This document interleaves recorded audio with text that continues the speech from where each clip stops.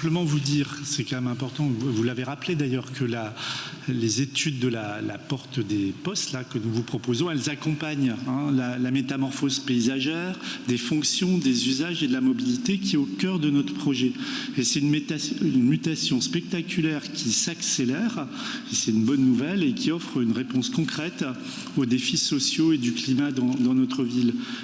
Tout ce travail s'inscrit naturellement dans l'ambition du pacte de l'île bas carbone que porte Audrey Linkenheld, mais s'inscrit aussi dans la continuité, créer des ponts pour relier les espaces et les hommes, qualifier nos portes, c'est l'ambition, Martine Aubry, que tu portais, qu'on continue à porter pour ce secteur qui est particulièrement stratégique à l'interface des quartiers.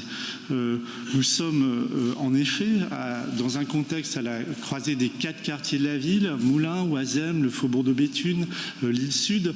Il y a plus de 100 000 habitants à moins de 15 minutes à pied de la porte des postes.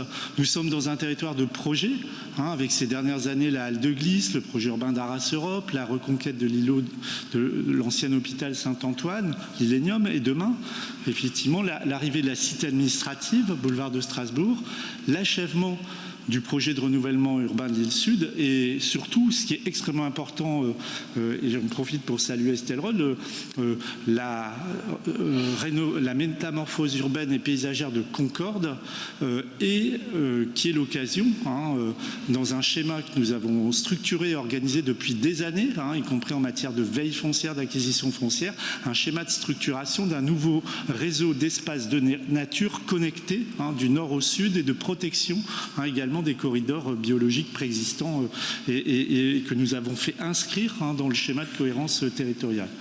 Donc tout cela prend appui sur ce projet de pôle multimodal, hub de transport collectif qui est un des piliers de la stratégie du schéma directeur des infrastructures de transport que nous avons porté avec Martine Aubry et Jacques Richir à la métropole européenne de Lille. La porte des postes, c'est le premier pôle de mobilité de transport en commun de la métropole, après le pôle des gares, et nous affirmons son devenir dans le cadre d'une vision qui est d'accueillir au croisement des 2 lignes de métro, une future gare TER, une halte ferroviaire, d'accueillir le tramway qui permettra de transformer les espaces publics, de redessiner les plans de circulation pour faire plus de place au mode doux au transport en commun et de passer d'une logique d'échangeur autoroutier à une logique plus urbaine en diminuant à terme la pression automobile. Donc, nous avons la vision, et je vais passer la parole à Jacques pour compléter par rapport aux interpellations, notamment sur le parking, sur l'évolution des usages. Mais simplement, ce que je voulais vous dire, c'est que l'objet de ces 2 études, c'est qu'on avance concrètement avec tous les partenaires. Et ça, c'est quelque chose, une étape importante de franchie avec la MEL, la région, l'État, la SNCF, pour définir en effet ce schéma fonctionnel des mobilités, de la porte des postes, qui nourrira le cahier des charges de la reconfiguration des espaces publics, et pour définir l'organisation de cette future halte ferroviaire, de la passerelle, d'offrir une image assez rapidement au hub de mobilité que nous voulons constituer. Donc je laisse peut-être Jacques poursuivre effectivement sur ces ambitions que j'ai souhaité resituer dans la stratégie paysagère urbaine que nous avons pour ce secteur. Pour ne pas alourdir trop le débat, simplement deux points complémentaires à ce que disait à l'instant Stanislas Dandével.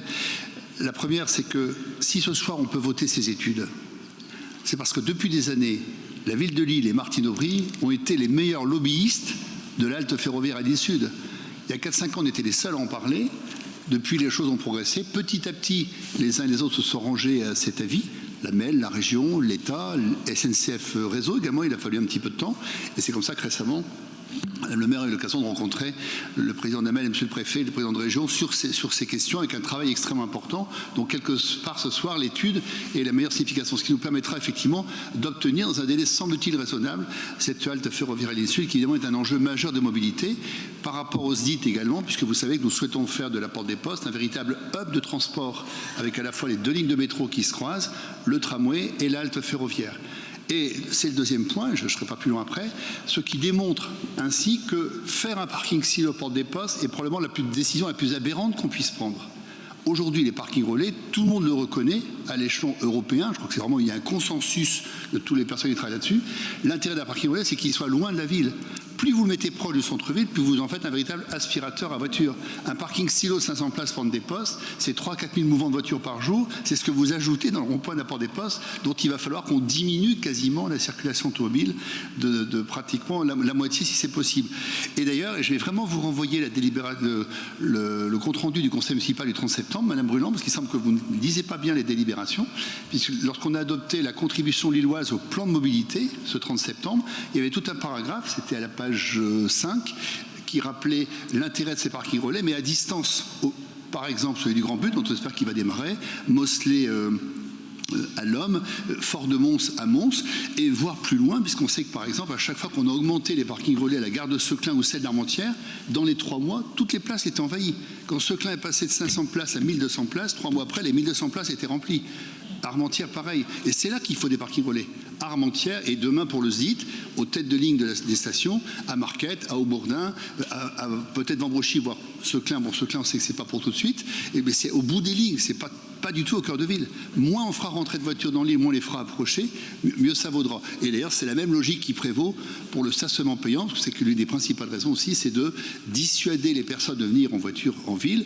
Et vous évoquez tout à l'heure les salariés qui viennent travailler dans l'île. La meilleure manière de venir à l'île quand on y travaille aujourd'hui, sauf si des gens qui ont des horaires très particuliers, c'est de prendre les transports en commun. On a déjà un maillage qui est extrêmement important et on va l'intensifier avec ce qui est fait dans le SDIT. Voilà ce qu'on peut, je crois, ajouter. Donc ces 2 études sont extrêmement importantes. Elles signent le fait que tout le monde est autour de la table. Ville, métropole, région, SNCF, État. Tous les acteurs sont là et ça, c'est tout à fait essentiel. Donc c'est pour ça qu'à notre avis, ces 2 études sont tout à fait majeures et qu'on espère effectivement qu'elles aboutiront rapidement. C'est vraiment le signal de départ de la réussite de cette politique qu'on a voulu de halte ferroviaire, qu'on ne cesse de répéter depuis des années. On est devenu très crédible sur le sujet. En tout cas, je pense qu'on a réussi à convaincre l'ensemble des acteurs qui peuvent contribuer à ce financement.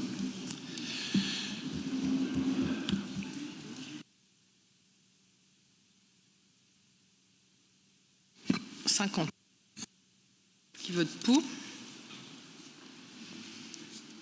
Je vous remercie. Alors, sur 62, délibération 62, Vanessa Duhamel.